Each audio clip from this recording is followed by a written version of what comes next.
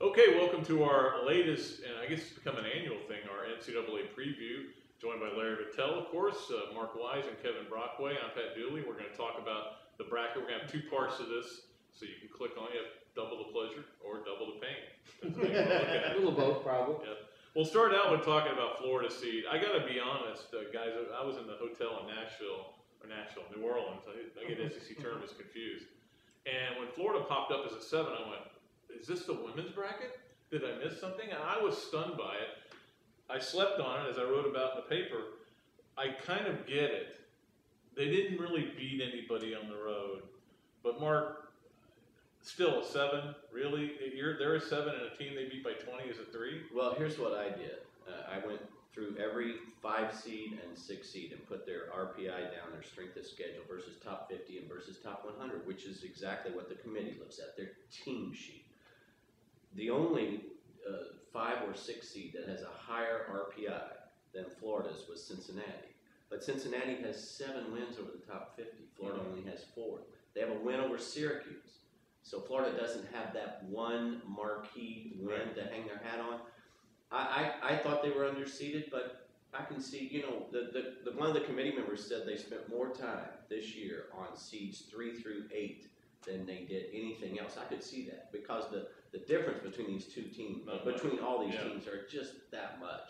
Larry, you know, I think the will you get thing had to play into their seeding too. No question. You're looking at it and you're trying to dispassionately look at the body of work, but the bottom line is different bodies contributed to that body of work. And when you're short one of those bodies and they've seen a team really struggle to have an identity without you get, I think that had to hurt. And I was expecting a 6, and you look at it and say they're the best of the 7s, or they would have been one of the bottom 2 6s. So to me, it's a toss of the coin. It really matters not. You know, Kevin, I think maybe some of us were surprised just because Lenardi had him a 5. But you see some other people, Jerry Palm had him a 7 going into the thing. And the fact that they did beat Alabama again, you kind of felt like that did it. That makes them a 5. But I don't know, do you think that this committee is getting just too caught up in numbers and not eye tests? Yeah, I think a little bit, you know, and you're right, Jerry Palm had it nailed. I mean, he even had him going to Omaha. But I think the one thing about this Florida team this season is that they've been consistently inconsistent. I mean, this is a team that, even with EGET, you know, had issues at Rutgers, at Tennessee, and a 10-6 SEC record, and 4-6 in your last 10 games. And I think those were some of the things that maybe contributed a little bit to them sliding down seeding-wise. I mean, you look back at that Georgia game, you know, if they beat Georgia, they're the number 2 overall seed in the SEC tournament. They're second in the SEC. You know, maybe your seeding goes a little differently. So some of those things in the regular season caught up to them. I think they needed one more good win. They just needed one. They have a wonderful resume of losses, but not as good of a resume of wins. And at some point, you got to beat somebody. One of the reasons why they're a 7 seed is, or 2 reasons, is because of Arizona and Texas A&M. There's no question in my mind what Florida's schedule looked like in the non-conference and what it ended up being. Not as good. 2 different things. And I go to Vanderbilt, because I put Vanderbilt in this list as well. Would you have rather scheduled at the beginning of the season Bucknell or Texas A&M? Texas A&M. Texas A&M, okay. Bucknell ends up with an RPI of 89. Texas A&M 165. Would you have rather scheduled Arizona or Oregon? But that goes back to I'm just saying, the schedule looks like one thing and it actually hurts them. Yeah. That team sheet is who did you play, who did you beat, where did you beat them, period. And that's the thing. Who did they beat on the road? Alabama without Jermichael Green. What's the second best win? Arkansas, which... No, the second best win became Alabama in the SEC tournament with Jermichael Green. Right. Yeah. So, I mean, you know, that's the thing about it. I get it. I understand it. I think we are splitting hairs, and I do think the committee gets a little too number-oriented.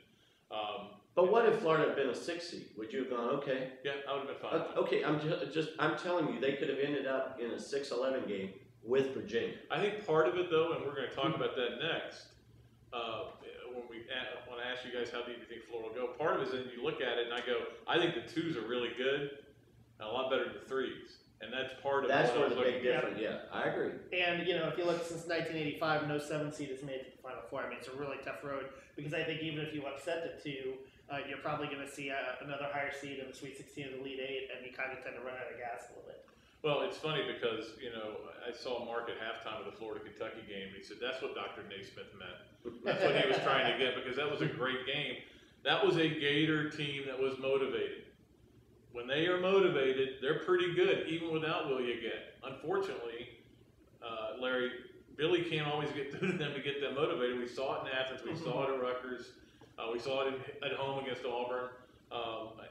How deep do you think this team can and will? I mean, these are two separate questions, can and will go. Well, they'll get one. I think I like them against Virginia. Virginia's so offensively challenged and so one guy dimensional in what they do. I think Florida's fine there as long as they show up, and I think they will. The interesting one to me is Missouri, because these two teams are so much alike. They play one true big at a time. And to me, you look at the Virginia game and you got to get to 50. You got to get that game scoring. You look at Florida and Missouri, and you take Ratliff and you take Patrick Young. And you say, okay, first guy to 3 fouls, his team loses. Right. Because I really believe that those guys, whoever can win that matchup, that team's going to win. I like Florida's chances to get through Missouri. I think that's a really neat upset. I don't think the road goes any further than that. Kevin, it's funny because Ratliff was an Ocala kid, and I don't know the recruiting story there. You probably know it better than I do, but we saw at the end of the half, even against Kentucky, we saw at the end of the half, and you brought it up several times. Billy tries to save Patrick Young in his fouls and his stamina, and they really struggle. And next thing you know, a 7-point lead to tie game at half. Yeah, it would be nice to have another big guard. He did have some interest in Florida, but Arkansas was also involved, and Mikey Anderson had a relationship with him, and I guess it carried over to Frank Heath in Missouri. So it was a situation where he decided to obviously go to Missouri. Maybe playing time was an issue, but obviously a big physical kid, and that would present a tough challenge. I think like you said, if they get by Missouri, I mean Michigan State lurking down, maybe an Elite Eight matchup. If they do somehow get that far, that's going to be a really tough matchup because that's a team that could beat you in a variety of ways, and it's very physical. Mark, one thing I like about Florida's bracket is I get sick of the NCAA notion that they don't plan things, and this one doesn't want playing. We've got Kentucky with UConn, the defending champs, with Indiana, with Duke, and the 20th anniversary. Yeah, total coincidence that happens to be the same day. But with Florida, it's kind of neat because they're playing. I mean, I haven't seen a whole lot. I saw a little bit of Virginia. I've seen a little bit of Missouri, but they're teams us going to the tournament can find out about. Here's what I think happened at the SEC tournament. I think Florida found a new identity. I think they've been searching for an identity since the absence of Will You Get. They're not going to be a good defensive team. Period. No. They weren't a good defensive team before Will You Get, and they lost their best defensive player. So they're going to have to beat you with their offense. And I thought the frenetic pace that they played with against UK, I think that's better for this team. They're not a grinded-out half-court team. Now, they're going to have to do some of that against Virginia, but as we're taping this, I'm almost convinced Florida is pressing Virginia as we speak. So they're going to try and do everything to speed up the game.